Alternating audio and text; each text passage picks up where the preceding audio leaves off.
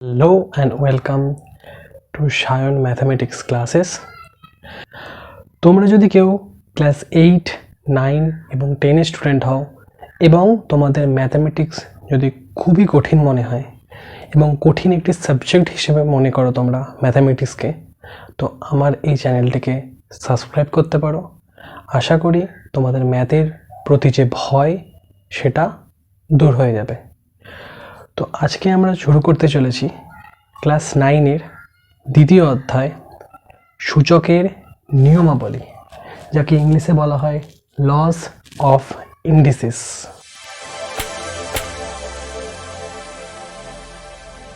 সূচকের নিয়মাবলী চ্যাপ্টারটি পড়ার জন্য তোমাদের সূচকের ধারণাটা থাকা খুবই গুরুত্বপূর্ণ। তোমরা সূচক শিখেছিলে ক্লাস 9-এ। কীভাবে আমরা যদি একের পিছনে 4টি, 5টি, 6টি এরকম করে যদি ক্রমাগত শূন্য দিয়ে যাই, তো এতগুলো শূন্য লেখা আমাদের পক্ষে পসিবল নয়। বারবার যদি এই শূন্যগুলো চলে আসে, তখন আমরা কি করি, এখানে যতগুলো শূন্য থাকে সেটাকে পাওয়ারে লিখি। তো 1, 2, 3, 4, 5, 6, 7, 8, 9, তো 9টি শূন্য আছে। তো 10-এর পাওয়ারে আমরা 9 লিখি। তো যদি এটাকে সহজ করে বোঝানো যায়, যেমন 100 মানে কি দুটো শূন্য কোথা থেকে পাই, দুটো 10কে গুণ করলে আমরা 100 পাই। এবার 10 কতবার আছে, দুবার। সংখ্যাটা লিখলাম, পাওয়ারে লিখলাম 2। তাহলে এই 100-র জন্য দুটো শূন্য আমাদের লিখতে হলো না। তো এটাকে আমরা পড়ি কিভাবে, এটাকে আমরা পড়ি 10 to the power 2। সেমভাবে এটাকে আমরা কিভাবে পড়ব, 10 to the power 9। তো এইখান থেকেই আমাদের সূচকের ধারণাটা শুরু হয়েছিল ক্লাস 7-এ। তো কোনটাকে আমরা সূচক বলি সেটাকে আগে জেনে নেওয়া যাক। তো কোনো সংখ্যা তার পাওয়ারে কিছু একটা রয়েছে। তো এই নিচের যে 10টা রয়েছে একে আমরা বলি নিধান, বা যাকে ইংলিশে বলা হয় বেস। আর এই পাওয়ারে যে থাকে তাকে তো আমরা পাওয়ার বলি, অথবা একে ইন্ডেক্সও বলা যায়, যাকে বাংলায় বলা হয় সূচক। তো এখান থেকে আমাদের সূচকের ধারণা শুরু হয়েছিল। তো যদি আমরা x to the power n লিখি, তো একে আমরা কিভাবে বলবো, একে বলবো আমরা x কে n এর ঘাতে প্রকাশ। তো ঘাত কি, ঘাত হচ্ছে সেই সূচক। তো ক্লাস 7-এ তোমরা কিছু কিছু নিয়ম শিখে এসেছিলে, যেটা হচ্ছে গুণের নিয়ম এবং ভাগের নিয়ম। তো ক্লাস 9 যেহেতু উঁচু ক্লাস, তোমাদেরকে আরও এক্সট্রা কিছু নিয়ম শিখতে হবে, কিন্তু খুবই সহজ শিখেছিলে। যদি কোনো সংখ্যার পাওয়ার এরকম থাকে যে এক্সের পাওয়ারে 2 আছে এবং এক্সের পাওয়ারে 3 আছে, তো এবং এদের মাঝখানে গুণ চিহ্ন আছে, যদি গুণ চিহ্ন থাকতো তাহলে কি করতাম, উপরের পাওয়ারগুলো যোগ করে দিতাম, যোগ করে অ্যান্সার আসতো x to the power 5। Similar অঙ্ক যদি এরকম থাকতো x³ ভাজিতক x², তখন কি করতাম, তখন হচ্ছে যেহেতু ভাগ আছে, তো ভাগ মানেই বিয়োগ পাওয়ারের, দ্যাট মিন্স এটাকে আমরা লিখতে পারতাম x to the power 1। আরও কিছু কিছু অপারেশন শিখেছিলাম, যেমন কি x to the power যদি 0 হয় তার ভ্যালু সবসময় 1 হয়, x এর পাওয়ারে যদি 1 থাকে তার ভ্যালু সবসময় x হয়। দ্যাট মিন্স কোনো জিনিসের পাওয়ারে 1, পাওয়ারে 1 মানে কি, সংখ্যাটা 1 পিসেই রয়েছে। আচ্ছা, এখানে x to the power 0, এই সংখ্যাটার পাওয়ারে 0 আছে, তার মানে কি, তার মানে হচ্ছে সংখ্যাটা নেই। নেই মানে কি করে বলবো, তো একে আমরা এই মাইনাস অপারেশন দিয়ে খুব ভালোভাবে লিখতে পারি। তো 0কে লিখতে পারি যে কোনো কমন দুটি সংখ্যার বিয়োগফল আকারে। তো x to the power 0কে আমরা এরকম করে লিখতে পারি। মাইনাস মিন্স কি, মাইনাস মানে হচ্ছে দুটো জিনিসের ভাগফল। আচ্ছা, ভাগফলকে আমরা এরম করেও লিখতে পারি। এক্স স্কোয়ার মানে কি? এক্স স্কোয়ার মানে হচ্ছে দুটো এক্সের গুণফল, নিচেও দুটো এক্সের গুণফল। তো ক্রস ক্রস হয়ে কেটে গেল, তার ভ্যালু চলে এলো 1। চলো কিছু নিয়ম সম্পর্কে জানা যাক। তো সূচকের কিছু নিয়ম যেটা তোমরা হয়তো আগে শিখে এসছো অথবা হচ্ছে নতুন শিখবে, তো ভালো করে শিখে নাও। নিয়মগুলোকে আমি দেখিয়ে দিই কী কী নিয়ম আছে। নিয়ম হচ্ছে, ফার্স্ট নিয়ম যদি আগে জেনে নিই এক্স আর ওয়াইটা কি। এক্স আর ওয়াই যদি দুটি বাস্তব সংখ্যা হয়, বাস্তব সংখ্যা কাকে বলবো? ফার্স্ট চ্যাপ্টারে বাস্তব সংখ্যা সম্পর্কে আলোচনা করা হয়েছে, পরবর্তী ভিডিওতে তোমরা সবই জানতে পারবে। তো বাস্তব সংখ্যা হচ্ছে এই রিয়েল নাম্বার, বাস্তব সংখ্যাকে ইংলিশে বলা হয় রিয়েল নাম্বার। তো এই রিয়েলিটিতে যেসব সংখ্যা আমরা ইউজ করি বা ব্যবহার করতে পারি সেই সব সংখ্যাগুলোকে আমরা বাস্তব সংখ্যা বলবো। তো বাস্তব সংখ্যার কনসেপ্টে আমরা সব নাম্বার পাবো, ন্যাচারাল নাম্বার পাবো, আমরা রেশনাল নাম্বার পাবো যাকে আমরা মূলদ সংখ্যা বলি, অমূলদ সংখ্যা বলি, অখণ্ড সংখ্যা, এছাড়াও আমাদের পূর্ণ সংখ্যা, ধনাত্মক পূর্ণ সংখ্যা, ঋণাত্মক পূর্ণ সংখ্যা, সব সংখ্যাকে একসাথে নিয়ে যে সংখ্যা যেটা বাস্তবে এক্সিস্ট করছে সেই সব সংখ্যাগুলোকে আমরা বাস্তব সংখ্যা বলবো। তো যদি এক্স ওয়াই যে কোনো ধরনের সংখ্যা হতে পারে এবং এ মানে ধনাত্মক পূর্ণ সংখ্যা, ঋণাত্মক নয়, সবসময় ধনাত্মক পূর্ণ সংখ্যা, তখন আমরা কি লিখতে পারি? এক্স এর পাওয়ারে যদি এম থাকে এবং ওয়াই এক্স এর পাওয়ারে যদি এন থাকে, এদের কি সমান? এদের নিধান সমান। তো নিধান সমান হলে কি হয়? উপরের পাওয়ারগুলো যোগ হয়ে যায়, তো x to the power m plus n হয়েছে, এটা জানা জিনিস। 2 নম্বরটা কি? যদি নিধান সমান হয় এবং পাওয়ারগুলো আলাদা হয় তাহলে কি হয়ে যায়? বিয়োগ হয়ে যায়। এবার বিয়োগের জন্য কিছু প্রসেস আছে। যদি এম বড় হয়, উপরের টার্মটা বড় হয়, নিচের টার্মটা ছোট হয়, তাহলে উপরে গিয়ে বিয়োগ হবে। আর যদি নিচের টার্মটা বড় হয় আর উপরের টার্মটা ছোট হয় তাহলে কি হবে? তাহলে হচ্ছে এইটা নিচে এসে বিয়োগ হবে। ফর এক্সাম্পল যদি আমি লিখি 2 to the power 9/2 two the power 7, তো কি লিখতে পারবো? 9 - 7 = 2 স্কোয়ার। যেহেতু উপরে বড় ছিল তাই আমি উপরে গিয়ে বিয়োগ করেছি। কিন্তু যদি এরকম থাকতো 2 to the power 7/2 two the power 9, তখন কি হতো? তখন হচ্ছে নিচে এসে বিয়োগ হতো। কেন? কারণ হচ্ছে এই নিচের পাওয়ারটা বড়, তো একে আমি কি লিখতাম? 1/4। এগুলো পরে পড়বে, এটাকে আমি নিচে এসে বিয়োগ নাও করতে পারি, উপরেও বিয়োগ করতে পারি, সেটা আমি বলবো আস্তে আস্তে।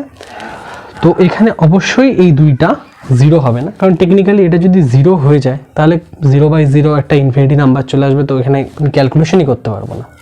থার্ড ল কি বলছে? এক্স যদি একটা নিধান, এর পাওয়ারে এম থাকে এবং ওর হোল পাওয়ারে আরও একটা এম দিয়ে আমি পাওয়ার দিই, তখন এই দুটো পাওয়ার কি হয়ে যায়? গুণ হয়ে যায়। তো যদি এটাকে না ধরতে হয়, আমি একটা এক্সাম্পল নিই এটার। যদি আমি লিখি x square whole cube, cube মানে কি? আমি এটাকে লিখতে পারি x square into x square into x square. তো যখন তিনটে নিধান গুণ আকারে রয়েছে তখন কি হবে? তখন এই পাওয়ারগুলো যোগ হয়ে যাবে।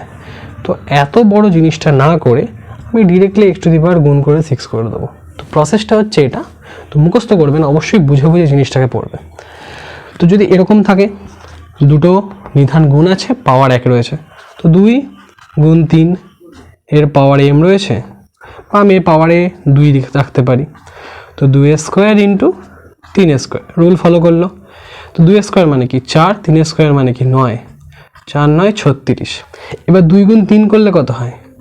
6, তার আমি হোল স্কোয়ার আকারে লিখতে পারবো। তাই লিখতে পেরেছি এটা, দেখে আমি 6 এর হোল স্কোয়ার আকারে লিখতে পারলাম। সেম রুল, রুল 5, যদি আমি এরকম বাই আকারে লিখি, 2/3 দুটি নাম্বার, এম এর জায়গায় আমি কোনো 2 বা 3 নিলাম, সেমভাবে এর পাওয়ারটা এখানে চলে আসবে, এর পাওয়ারটা এখানে চলে আসবে। তো এটাই হচ্ছে রুল। তো ভালো করে রুলগুলো পড়ো। এরপরে দুটো ফর্মুলা আরও জেনে নেব। এক্স টু দি পাওয়ার যদি কোনো টার্মে মাইনাস থাকে, এই মাইনাসটাকে আমরা এরম করে লিখতে পারি 1/x² অ্যান্সার হবে। ফর এক্সাম্পল আমি যদি এটাকে একটা এক্সাম্পল দিয়ে দেখি কীভাবে হবে। 2 এর পাওয়ারে -2 আছে, তো রুল কি বলছে? মাইনাসটার জন্য 1/, হয়ে যাবে, আর পাওয়ারে যা ছিল তাই থাকবে, পজিটিভ পাওয়ার বসবে। তো এটাই হওয়া উচিত 1/4, বাট টেকনিক্যালি এটা পসিবল কিনা দেখা যাক। -2 আছে মানে -2কে আমি কি লিখতে পারি?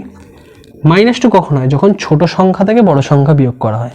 তো ছোট সংখ্যা থেকে বড় সংখ্যা বিয়োগ করা হয়েছে, দ্যাট মিনস আমি এটাকে এরকম ধরে নিতে পারি। তো এটা মানে কি, 2 থেকে -4 বিয়োগ করলেই হয় -2। তো এটা হয়ে যাবে 2 স্কোয়ার, যেহেতু মাইনাস আছে এটা ভাগ আকারে থাকবে। তাহলে কি হবে? 2 স্কোয়ার মিনস কি, দুটো 2 এর গুণফল, 2 টু দি পাওয়ার 4 মানে 4টে 2 এর গুণফল। তাহলে 1 2 3 4, 1 দুটো 2 এর গুণফল, যাকে আমরা 1/4 বলছি। তাহলে প্রসেসটা মিলে গেল। আর কি হয়, কোনো জিনিসের পাওয়ারে যদি 0 হয় তার ভ্যালু 1 হয়। আমি আগেও বলেছি কোনো জিনিসের পাওয়ারে যদি 1 হয় তখন সেই সংখ্যাটাই বসে। কিছু অঙ্ক করা যাক। তো ক্লাস 7-এ যে কনসেপ্ট শিখেছিলাম, এখন যে ফর্মুলাগুলো দেখালাম, সেই ফর্মুলার উপর ভিত্তি করে এই অঙ্কগুলো আমরা করতে পারি। তো কি দেওয়া আছে? 2 to the power 7 into 3 to the power 9 by 6 to the power 6 into 3 square. তো প্রথমে এগুলোকে আমরা মৌলিক সংখ্যায় ভেঙে নেব। তো কীভাবে ভাঙব? 2 মৌলিক সংখ্যা, যা আছে তাই থাকবে। 3-এর পাওয়ারে আছে 9, 3 মৌলিক সংখ্যা। 6 মৌলিক সংখ্যা নয়, কারণ 6কে আমরা 2 গুণ 3 আকারে ভাঙতে পারি। তো 6-এর জায়গায় কি লিখব? 2 গুণ 3। পাওয়ারে যা ছিল তাই থাকবে, 6কে আমি 2 গুণ 3 আকারে লিখলাম। 3 স্কোয়ার। তো এখানে একটা সুন্দর কনসেপ্ট কাজ করছে।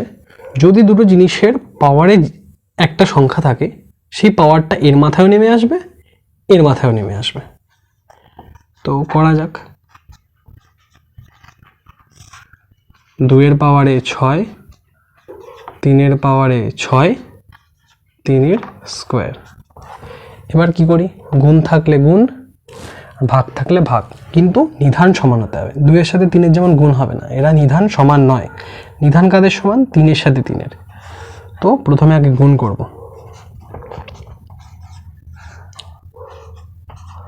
গুণ কিভাবে করতে পারি? দুটো জিনিসের নিধান সমান, তাহলে কি হয়ে যাবে? পাওয়ারে যোগ হয়ে যাবে। এবার হয়ে গেল। এবার ভাগ আছে, তো ভাগগুলো কি করে করব? যার পাওয়ার বেশি, কার পাওয়ার বেশি? উপরে 7-এর পাওয়ার বেশি। তো উপরে 7 আর এখানে ভাগ আছে বলে -6। এই 2-এর সাথে 3-এর গুণ সম্পর্ক, তো গুণ থাকবে।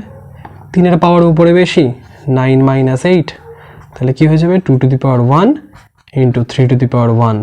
কোনো জিনিসের পাওয়ারে 1 থাকা মানে সেই সংখ্যাটাই বসবে। 2 গুণ 3 ইজ ইকুয়াল টু 6। আরও একটি অঙ্ক করা যাক। কি আছে?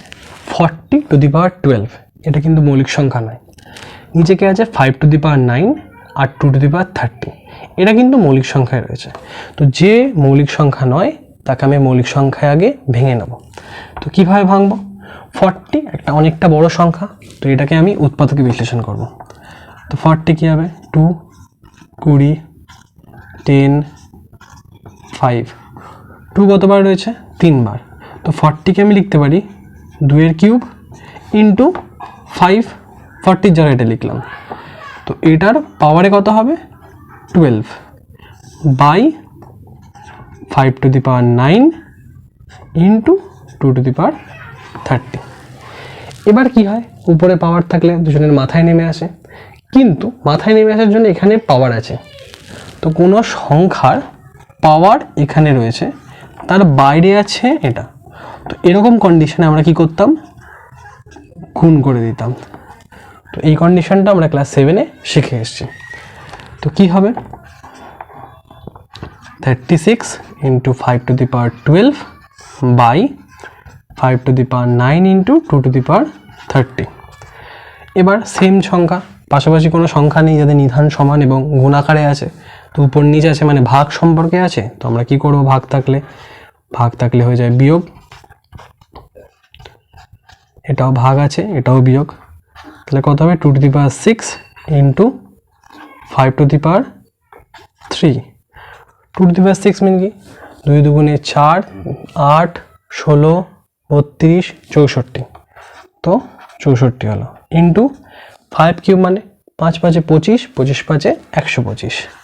তো 125 ইন্টু 64। এটাই গুণ করে বসাতে পারো, আর যদি মনে হয় গুণ করবে না এই টার্মেও রেখে দিতে পারো। তো গুণ করলে এটার অ্যান্সার হবে 8000। তো এই অঙ্কগুলো তোমরা হোমওয়ার্ক করবে। Same process. আর কষে দেখি 2 1 3 অঙ্কটা করা যাক। যে নিয়ম শিখলে সেই নিয়মটা আদৌ কাজে লাগলো কি লাগলো না, তো এখান থেকে বিচার করা যাবে। চলো দেখি করা যাক। কি বলা আছে, 4 এর পাওয়ারে 1/3। আমি এক্ষুনি বলেছি যৌগিক সংখ্যা থাকলে এটাকে কি করতে হবে, মৌলিক সংখ্যার পাওয়ারে ভেঙে নিতে হবে। তো 4 মানে আমরা জানি 2 স্কোয়ার, ভেঙে নিলাম। পাওয়ারে কত থাকবে, 1/3 ইন্টু 2 টু দি পাওয়ার 1/3 গুণ 3 এর 1/2। সেমভাবে এটা যৌগিক সংখ্যা, তো 3 এর স্কোয়ারে ভাঙতে পারবো 1/4। এরপর সেম রুল, যদি কোনো কিছুর পাওয়ারে যেমন x টু দি পাওয়ার পাওয়ারে m whole to the power n থাকে, তো আমরা কি জানতাম, x এর পাওয়ারে m ইন্টু n আকারে লিখতে পারি। সেম দুটো গুণ করলে কি হয়ে যাবে, 2 এর 3 গুণ, আচ্ছা ব্র্যাকেটটা যদি আমি তুলে দিই কি থাকবে, 2 এর পাওয়ারে 1 এর 3 গুণ 3 এর পাওয়ারে 1 এর 2। আচ্ছা ভাগ আছে, এর সাথে যদি এর গুণ হয় তো এটা গুণ এটা, যদি আমি দেখি 2 গুণ 1 এর 4 কত হবে, 2 এর সাথে 4 কেটে 2 পড়ে থাকবে, তাহলে 1/2 অ্যান্সার হবে। তাহলে 3 এর পাওয়ারে কত পড়ে থাকবে, 1/2। তো আমি সব মৌলিক সংখ্যার পাওয়ারে লিখতে পেরে গেছি। তাহলে কি হবে, 2 এর পাওয়ারে 2 এর 3 এবং 1 এর 3 আছে, তাহলে এটা কি করব, আমি যোগ আকারে লিখব, যেহেতু গুণ হচ্ছে এবং এই দুটোর মধ্যে ভাগ হচ্ছে যাদের নিধান সমান, তাহলে কি হয়ে যাবে, বিয়োগ আকারে লিখতে পারবো। যোগ করলে কি হবে, 3 লসাগু, যদি লসাগু সেম থাকে উপরের পাওয়ারগুলো যোগ হয়ে যায়, উপরের যে লবগুলো আছে হর যদি লসাগু হয় 3, 3/3। এটা কত হবে, 1/2 মাইনাস 1/2, দ্যাট মিনস এটা হয়ে যাবে 0। তো 3/3 মিনস কি, 1, আর 3 এর পাওয়ারে 0। কোনো জিনিসের পাওয়ারে 1 মানে সেই সংখ্যাটা এবং 0 মানে 1, তো অ্যান্সার হবে 2। তো করা গেল অবশ্যই সেই ফর্মুলা দিয়ে। তোমরাও চেষ্টা করো বাকি অঙ্কগুলো, এই অঙ্কগুলোকে তোমরা ভালো করে প্র্যাকটিস করবে এবং কষে দেখি 2 এর 1 অঙ্ক এবং 2 এর অঙ্কগুলো ঘরে চেষ্টা করবে। আমি আরও অঙ্ক করাবো, দেখা হচ্ছে পরবর্তী ভিডিওতে।